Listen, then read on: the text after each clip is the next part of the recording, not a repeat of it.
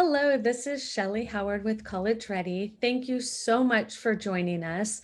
We are really looking forward to sharing with you some important things you should know about the University of California application season for fall of 2020. And if you stay till the end, we will also be sharing 9 things to avoid when writing PIQs this application season. So let's go ahead and jump right in. My name is Shelley Howard, and I am the founder and owner of CollegeReady. And we help students get into college and graduate debt-free. We focus on several things: the academic fit, social fit, and financial fit.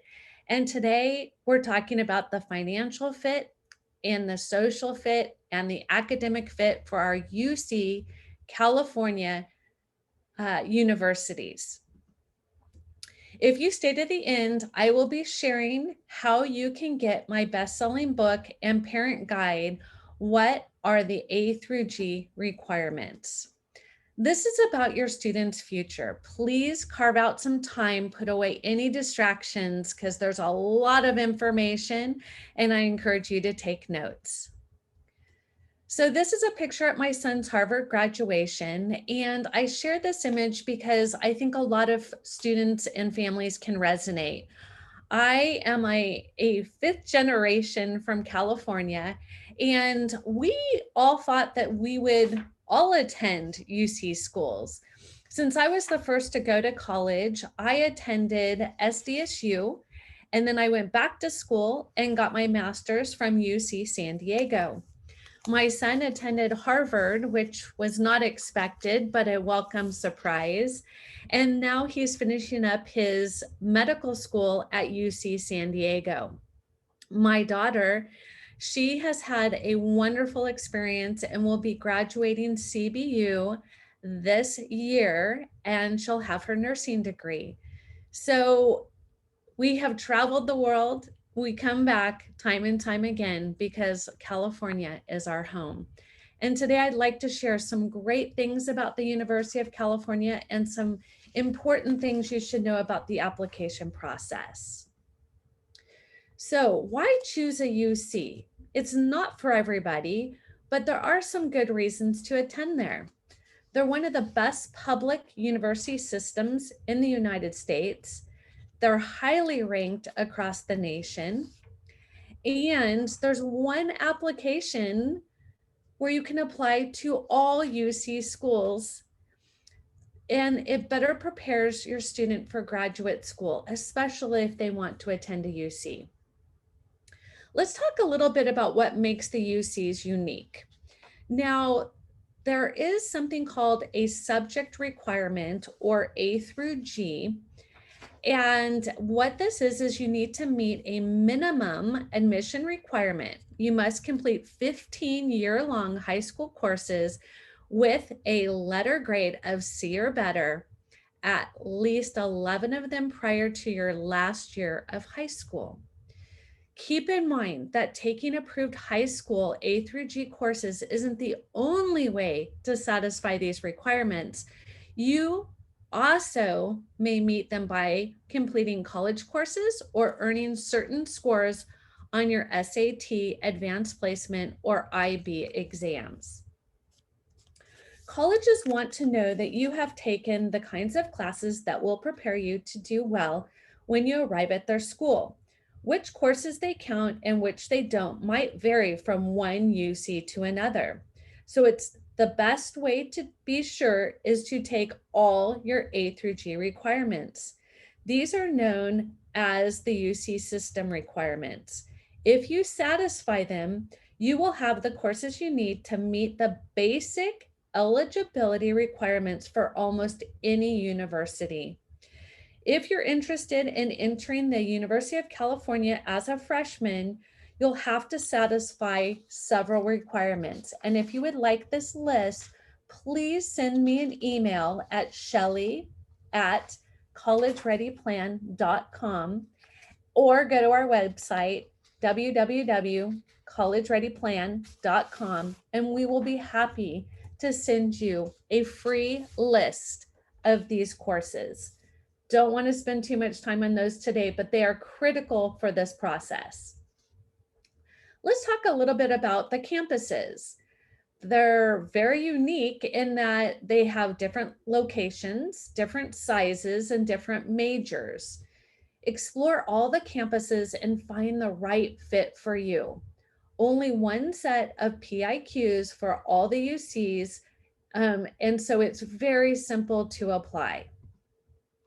There are top tiers of the UC schools, and I think it's important for students to understand what this means.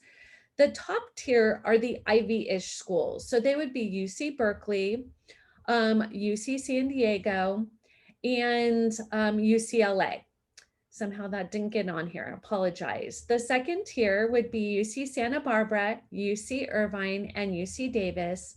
And tier 3 would be UC Santa Cruz, UC Riverside, and UC Merced. So as you think about which of these fit your academic needs and requirements, keep in mind as you apply. There may be some tier 2s that have particular majors that are way overcrowded, which means it's going to be more competitive to get into. I can help you to navigate what those look like, but please know they are not all the same. They're not all created equal.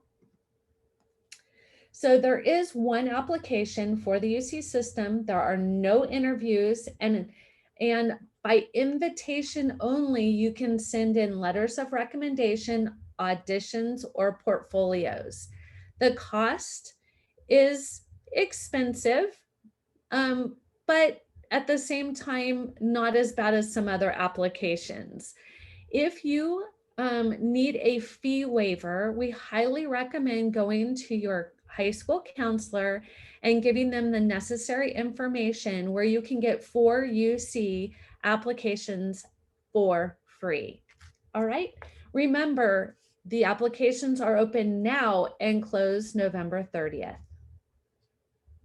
So let's talk about the UC application. At every campus, they receive the same copy of your application.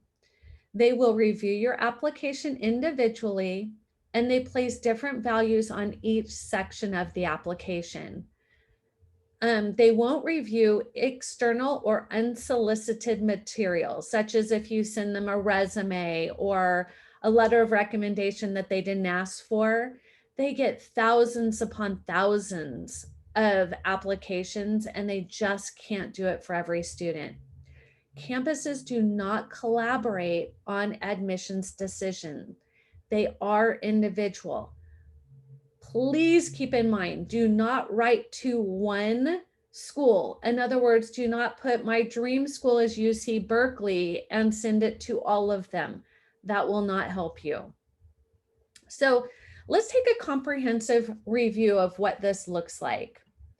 All right, so we start with your academic A through G coursework, like I explained at the beginning, then exam scores. Now this year, unique year, they are saying that they will not be taking into account the ACT or the SAT, but there are many reasons why you would like to submit these exams, and I'm happy to tell you why if you want to give me a call.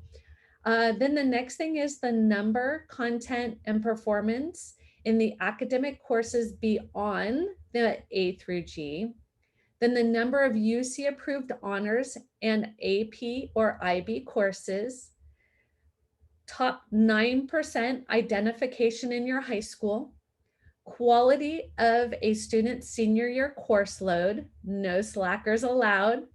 Academic performance relative to educational opportunities, location of high school and residency, outstanding performance in one or more academic subject areas, outstanding work in one or more special projects in any academic field, recent marked improvement in academic performance, special talents, achievements, and awards in a particular field, completion of special projects, and academic accomplishments in light of life experience.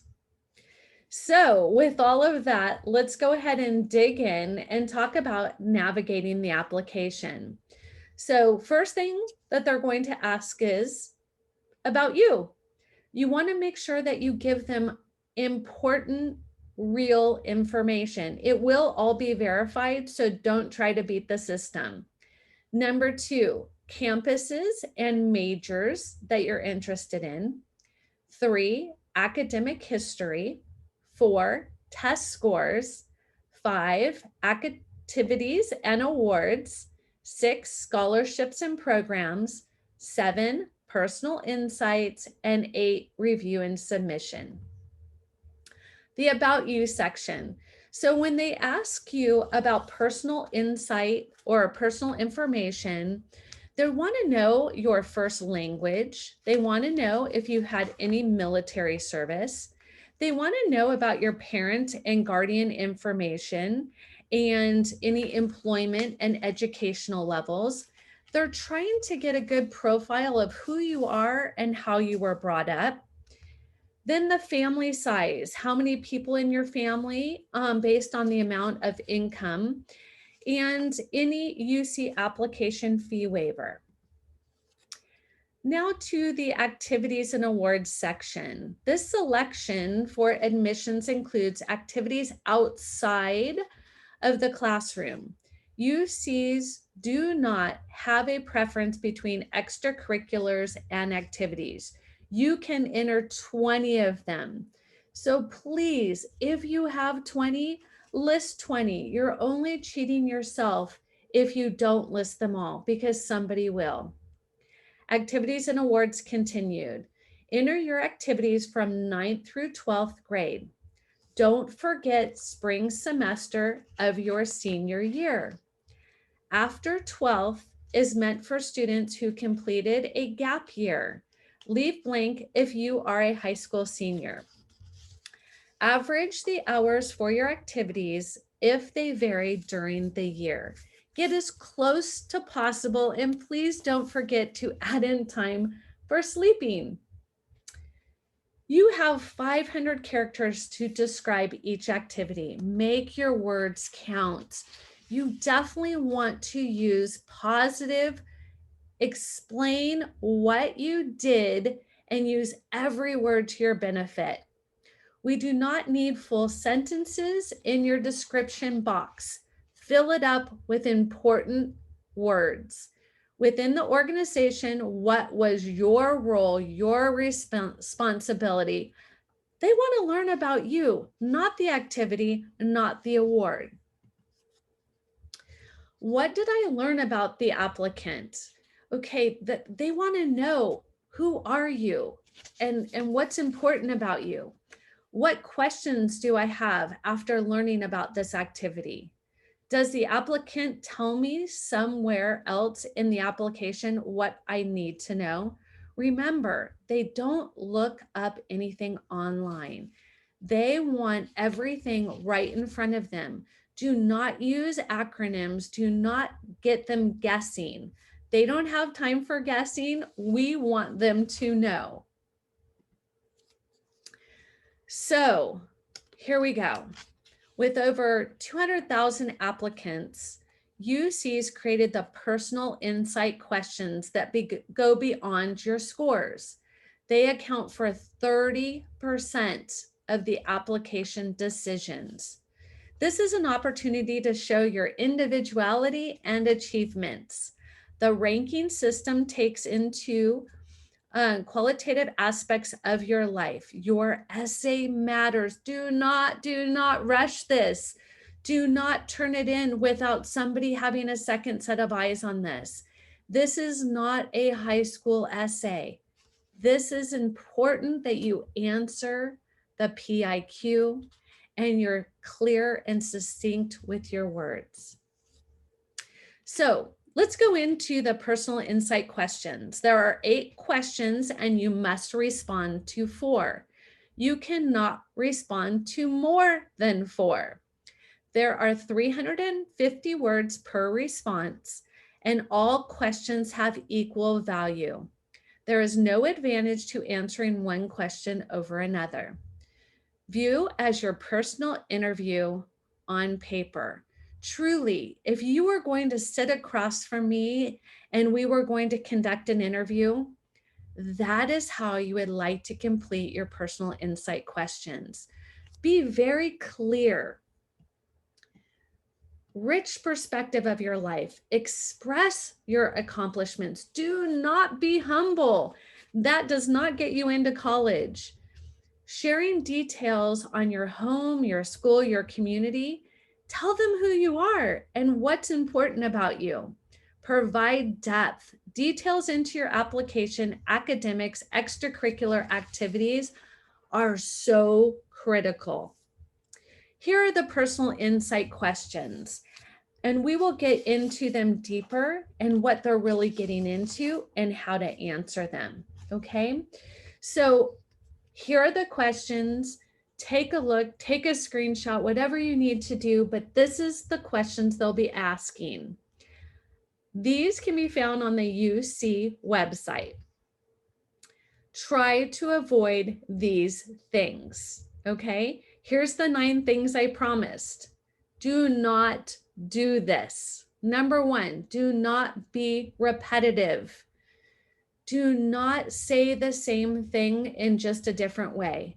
If it's in your application, you do not need to put it in several times. You want to make sure that the reader finds value in everything they're reading. Do not use flowery language. Keep it specific and use your vocabulary. You don't have to look up everything in the thesaurus to wow them. They want to know who you are. You do not need to be a storyteller or set the scene. This is not the Common App. This is a very different application.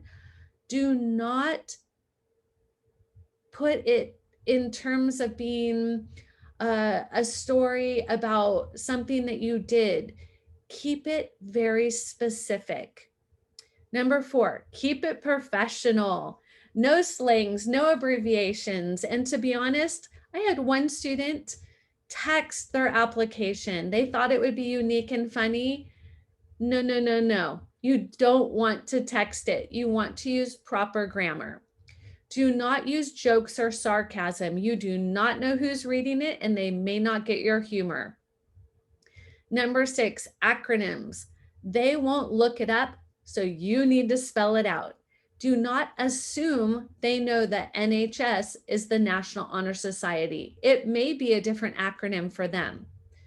Number 7, quotations or dialogue. They want to know your thoughts and words, not somebody else's. Number 8, philosophy.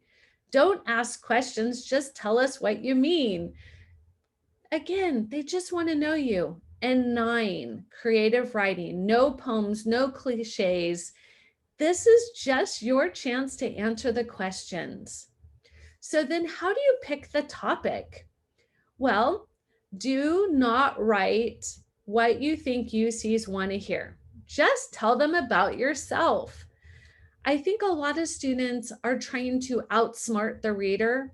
That is not a good idea. Just be yourself. Keep it focused on you, not your grandparent, not your friend, nothing like that, just you. Each campus receives the same copy. Again, don't be campus specific. Do not stretch the truth. Just be honest, be yourself. What did they not ask about you? What information do you need to share with admissions? This is your chance to shine. Be yourself. All right, include in the prompts. You can reuse your personal statement or supplemental essays to answer one or more of the following prompts. In other words, if you've already written about it in your personal statement for a Common App, can you reuse it? Can you recycle it? And can you make it great for the UCs? Number 2, repetitiveness versus coherency. Articulate a separate goal for each answer. Do not blend them all together. Number 3, most importantly, which questions speak to you? I know with my students, we like to go through a exercise to figure out which prompt matches them best. And I'm happy to do that with you if you want to reach out to me. This is an important piece. Do not try to fit the wrong information into the wrong prompt. Figure out which questions contain your buzzword. Use this space to tell us something else you want us to know about you. Academic or non-academic, do not continue one of your PIQ responses. An example, my high school only taught 2 AP classes this year, limiting enrollment due to staffing. I did not take the class I planned to, AP US History. No soccer in senior year, funding canceled program. So these are the types of comments you can share. Let them know so they can understand in context. All right, so let's break them down because I think this is really helpful and insightful, and this can actually help you to get this done. So let's go into personal insight question number 1, leadership. Describe an example of your leadership experience in which you have positively influenced others. That's the first question. Help resolve disputes or contributed to group efforts over time. Did you notice there's actually 2 questions in there? These are some things you might want to consider. A leadership role can mean more than just a title. It can mean being a mentor to others, acting as the person in charge of a specific task, or taking the lead role in organizing an event or project. Think about what you accomplished and what you learned from the experience. What were your responsibilities? Did you lead a team? How did your experience change your perspective on leading others? Did you help to resolve an important dispute at your school, church, or in your community or organization? And your leadership role doesn't necessarily have to be limited to school activities. For example, do you help out or take care of somebody in your family? This is all part of leadership. Think a little bit outside the box. Number 2, creativity. Every person has a creative side, and it can be expressed in many ways: problem solving, original and innovative thinking, and artistically, to name a few. Describe how you express your creative side. Again, things to consider. What does creativity mean to you? Do you have a creative skill that is important to you? What have you been able to do with that skill? If you use creativity to solve a problem, what was your solution? What are the steps you took to solve the problem? How does your creativity influence your decisions inside and outside the classroom? Does your creativity relate to the major or future career? These are what they want to know. Number 3, talent. What would you say is your greatest talent or skill? Question 1. Have you developed and demonstrated that talent over time? Again, question number 2. Things to consider. If there's a talent or skill that you're proud of, this is the time to share it. You don't necessarily have to be recognized or had received awards for your talent. Why is this talent or skill meaningful to you? Does this talent or skill come naturally, or was it developed with hard work over time? Does it allow opportunities in or outside the classroom? If so, what and how do they fit into your schedule? Just some things to think about. Number 4, describe how you have taken advantage of a significant educational opportunity or work to overcome an educational barrier you have faced. Again, really listen to what they're asking. Things to consider. An educational opportunity can be anything that has added value to your educational experience and better prepared you for college. For example, participation in an honors or academic enrichment program, or enrollment in an academy that's geared towards an occupation or major, or taking advanced courses that interest you, just to name a few. If you choose to write about educational barriers you faced, how did you overcome or strive to overcome them? What personal characteristics or skills did you use to overcome this challenge? How did overcoming it shape you to who you are today? Very insightful. Number 5, adversity. Describe the most significant challenge you have faced and the steps you have taken to overcome this challenge. How has this challenge affected your academic achievement? Things to consider. A challenge could be personal or something you have faced in your community or school. Why was the challenge significant to you? This is a good opportunity to talk about any obstacles you've faced and what you've learned from this experience. Did you have support from somebody else, or did you handle it alone? Remember, they don't want to know about the person who supported you, but they do want to know if you were supported. If you if you're currently working your way through a challenge, what are you doing now? And does that affect the different aspects of your life? For example, ask yourself, how has my life changed at home, at my school, with my friends, or with my family? These are all things to consider. Number 6, academic passion, my favorite. Think about an academic subject that inspires you. Question 1, describe how you have furthered this interest outside or inside the classroom. Question 2, here we go, things to consider. Many students have a passion for one specific academic subject area, something that they just can't get enough of. If that applies to you, what have you done to further that interest?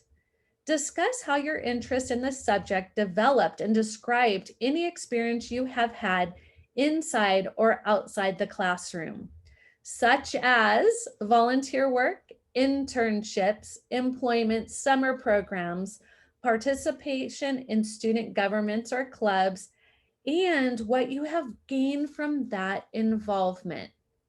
Did you hear the last part? What you have gained from that involvement. You know, our college ready students, we focus a lot on this because this is how they figure out what major, what career. So be insightful. Has your interest in the subject influenced you in choosing a major or future career? Have you been able to pursue coursework at a higher level in this subject? Honors, AP, IB, college, or university work? Are you inspired to pursue this subject further at University of California? And how might you do that? All right, almost there. Question number 7. What have you done to make your school or your community a better place? This ties in beautifully with our passion project at College Ready. Things to consider. Think of a community as a term that encompasses a group, team, or a place, like your high school, hometown, or home. You can define community as you see fit. Just make sure you talk about your role in that community. What was there a problem that you wanted to fix in your community? What did you do? Why were you inspired to act? What did you learn from your effort? How did your actions benefit others, the wider community, or both? Did you work alone or with others to initiate change in your community? Add insight, add leadership, add about who you are. All right, number 8, everything else besides what has already been shared in your application. What do you believe makes you stand out as a strong candidate for admissions to the University of California? Things to consider. Is there anything you want us to know about you, but didn't find a question or place in the application to tell us? Now is your chance. What have you not shared with us that will highlight a skill, talent, challenge, or opportunity that you think will help us better know you? From your point of view, what do you feel makes you an excellent choice for UC? Don't be afraid to brag. Brag, brag, brag, brag. That's what I tell my students all the time. Do not be humble. It's time to brag. Number 9, if you're a transfer student, please describe how you have prepared for your intended major, including your readiness to succeed in your upper division courses once you enroll at the university. Things to consider. How did your interest in your major develop? It's time to be insightful and share why you're transferring. All right, let's go into some frequently asked questions. I think these are important because I get these a lot. And so I just took some of the most often asked and I'm going to share. How should I think about the activities section? Can I copy and paste my Common App activities? Well, take a look at your Common App activities section for general help with tackling extracurriculars. You'll notice that the UC application lets students go longer, listing up to 30 activities, whereas the Common App won't let you write down more than 10 activities. The UC application also divides things into categories, including coursework other than A through G, educational prep programs, volunteer and community service, work experience, awards and honors, and extracurricular activities. Because the UC application allows for more entries and a longer character count, 500 as opposed to 150, the Common App, we suggest writing the UC list first, then figuring out what your top 10 most important or meaningful activities are and cutting those down for the Common App. So it's actually working the other direction. All right, question. Should I apply to all the UCs? How should I choose if I'm not applying to all of them? So the University of California makes it easy to apply to all its campuses. All you have to do is click the boxes next to the school's names. But remember, each one charges you a separate application fee, so don't be surprised. We advise you to apply to all the schools you've even remotely been interested in if you have the financial resources to pay each application fee. To choose which schools to apply to, research the campuses and provide information or write down what's important to you. Not all UCs have the same major. Not all UCs have the same rankings. And so you'll want to pick the ones either based on geography, based on your major, based on your interests, based on, what is it that's going to drive you to that school? That's how you pick. I don't recommend just clicking a bunch of buttons because what if you don't really want to go there? Is it a social fit? Something to think about. Question. I'm an out-of-state student. Do I stand a chance of getting in? I get this one a lot. You do, but it's harder. Each campus has different demographics.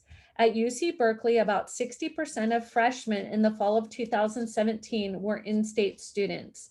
2018 was even higher. Whereas at UC of Riverside, 88% were. Out-of-state applicants must have a 3.4 GPA or above and never earn less than a C grade. You can find more information about the differences between applying in-state versus out-of-state on the UC website. I'm also happy to go into detail. We have a lot of out-of-state students since we're a global company, so we're happy to help inside or outside the state. All right, international students, should I apply to the UC system? Wow, there's a lot of interest, always has been. Who would not want to live in California, right? Did I mention I'm 5 generations? You can't get us out of here. Yes, international students, you can apply, but you do want to be very careful of reading the specific requirements. Again, I'm happy to help you with that. Please reach out for details. Question. I attended a competitive high school in California. Does this ruin my shot of getting into the highest ranked UCs like Berkeley and UCLA? Well, I get this one all the time. There are longstanding questions among California residents about how the UCs make their decisions. There have been reports, for instance, about capping out of state admits to keep things from being too competitive for in-state students. We've also heard the UC schools prefer to admit international students because they pay full tuition. One thing I am for sure, and I think everybody can agree on, even the lower tiered UCs make for a very competitive school. In general, college admissions are getting more competitive because more people are applying to more colleges. This is the case for in and out of state applicants, but it does seem that the UCs have responded to public criticism a few years ago by holding out of state applicants to higher standards and trying to give spots to more Californians. Overall, though, students who attend better schools with more resources are expected to achieve higher academically and extracurricularly than their counterparts at schools with fewer AP classes and extracurriculars. In other words, if you're given the chance for APs and you don't take them, that can be counted against you. Just do the best you can. Work your own program, work your own application, and you're going to end up at the best fit school available. Question. Does my declared major matter for getting into one UC or another? Admissions committees don't expect your major to stay stable between what you put on your application and what you end up studying. So in many cases, you aren't applying for admission to a particular department. The expectations are exceptions are engineering, which requires a separate application at UC Berkeley, and applying as an undeclared major as an engineer is very competitive. Arts and architecture, engineering, and applied sciences, nursing, theater, film, and television at UCLA, and dance, music, engineering, and creative studies at UC Santa Barbara. But if you feel strongly about one course or study or another, you might consider making that a topic or mention in one of your essay responses. The admissions committee is looking for a clear story across 4 essays. So if you're interested in biology and medicine, but write 2 essays about high school English, you might also want to balance that with an answer that explains your interest in medicine. Remember, you want to have a strategy. This is not just a shot in the dark. Also, this is about you and your child. This is about their situation. As promised, I will be sharing how you can get a copy of my best-selling book.